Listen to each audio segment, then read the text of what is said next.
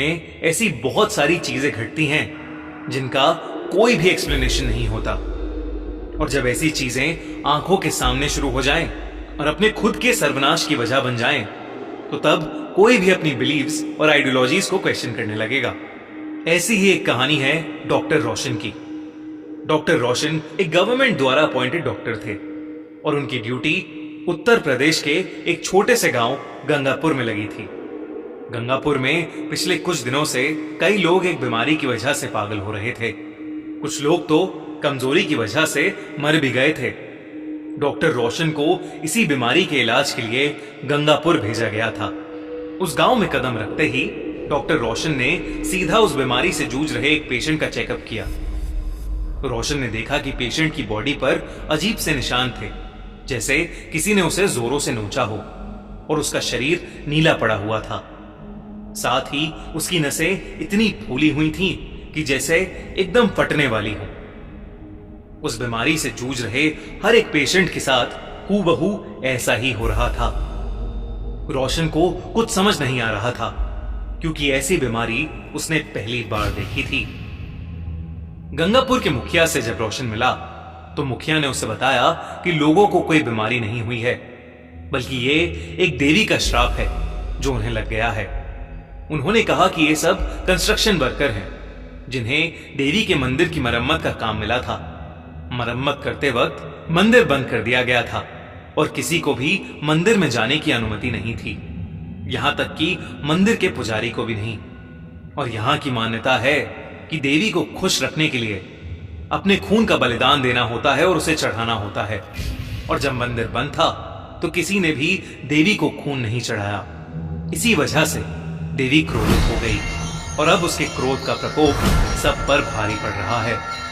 मुखिया ने कहा कि देवी को जल्द ही किसी की बलि देनी होगी, वरना तब तक वो खुद गंगापुर के लोगों की बलि चढ़ाती रहेगी। मुखिया ने रोशन को फौरन गांव छोड़ने की सलाह दी, पर रोशन एक बहुत ही एजुकेटेड और प्रोग्रेसिव आदमी था। इन सब में बिल्कुल यकीन नहीं करता था। उसे लगा था कि ये सब सदियों से चलती आ रही झूठी बातें हैं।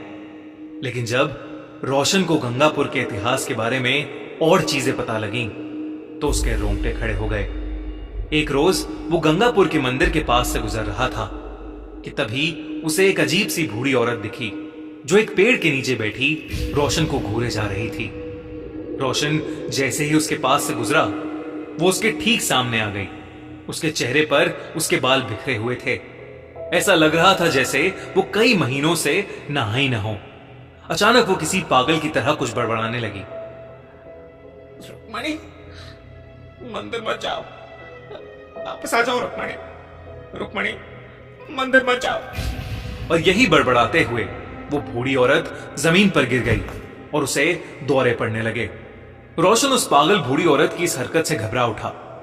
वहां एक और आदमी भी घूम रहा था, जिसने उस पागल औरत को वहां से भगा दिया। और फिर उस आदमी ने रोशन को रुक्मणी के बारे में बताया। उसने कहा कि करीब 2 साल पहले उसी पागल औरत की 16 साल की बेटी घूमते घूमते उस देवी के मंदिर में चली गई, और जब से वो वापस आई तब से ऐसा लगने लगा कि किसी ने उसके ऊपर काला जादू कर दिया हो। वो अजीब तरीके से बात करने लगी, मिट्टी और मिट्टी में सने कीड़े मकोड़े खा जाती थी, और उस गांव के कुएं के पानी में कभी थूकती तो कभी अपना हाथ चाकू से काट के उसका खून उस कुएं में गिरा देती। लोगों को लगने लगा कि जब वो मंदिर में गई होगी तो उसने ना चाहते हुए भी देवी को नाराज कर दिया होगा, जिसकी वजह से देवी ने क्रोध में आकर रुक्मणी को एक श्राप दे दिया। देखते ही देखते रुक्मणी की हालत और बिगड़ने लगी, और एक दिन रुक्मणी गांव से गायब हो गई और वो तब से लापता है। उसकी बूढ़ी माँ उसके जाने का गम बर्दाश्त नहीं कर पाई और पागल हो गई।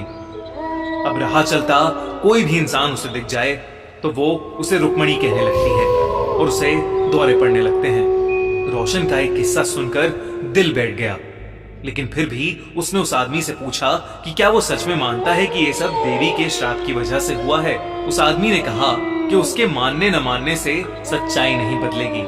उसने कहा कि पिछले कई सालों से गंगापुर में न जाने कितने लोग गायब हुए हैं और न जाने कितनों की मौतें हुई हैं। कई लोग रुक्मणी की तरह पोजेस्ड भी हो चुके हैं।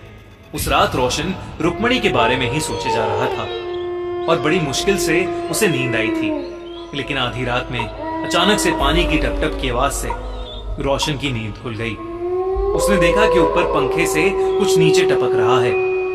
जब रोशन ने ध्यान से देखा तो उसके होश उड़ गए। वो पानी नहीं, खून की बूंदें थीं। रोशन ने देखा कि उसके पूरे कमरे में खून ही खून फैला हुआ था और उस खून में किसी के कदमों के निशान भी थे। उन निशानों को फॉलो करते हुए रोशन अपने घर के बाहर पहुंचा तो उसने देखा कि एक 16-17 साल की लड़की नीचे बैठकर पागलों की तरह मिट्टी और मिट्टी में सने कीड़े खा रही है। उसका शरीर बिल्कुल वैसा ही दिख रहा था जैसे वो उसी बीमारी से जूझ रही हो। नसें फटने को थीं और चेहरे पर नीला रंग, अजीब से निशान। उस लड़की के आसपास भी खून भरा पड़ा था। वो लड़की एकदम से उठ खड़ी हुई और फिर बहुत ही अजीब तरीके से चलते हुए रोशन की तरफ आने लगी और फिर अचानक ही उसने रोशन का गला पकड़ लिया और उसे हवा में उठा लिया। इससे पहले कि रोशन कुछ कर पाता, उस लड़की की आंखें सफेद हो गईं और उसे अजीब से दौरे पड़ने लगे। उसने रोशन का गला छोड़ दिया और रोशन नीचे गिर पड़ा। रोशन के गिरते ही वो लड़की भी बेहोश हो गई। जब रोशन ने उसे चेक किया तो उस लड़की की सांसें नहीं चल रही थीं। रोशन उसे तुरंत हॉस्पिटल लेकर गया, लेकिन वहां जो उसे पता चला उससे उसके रोंगटे खड़े हो गए। जब उस लड़की के टेस्ट हुए तो पता चला कि वो उस रात नहीं बल्कि कई दिनों पहले ही मर चुकी थी और वो कोई और नहीं बल्कि उस गांव में रहने वाली उस पागल औरत की बेटी रुक्मणी ही थी।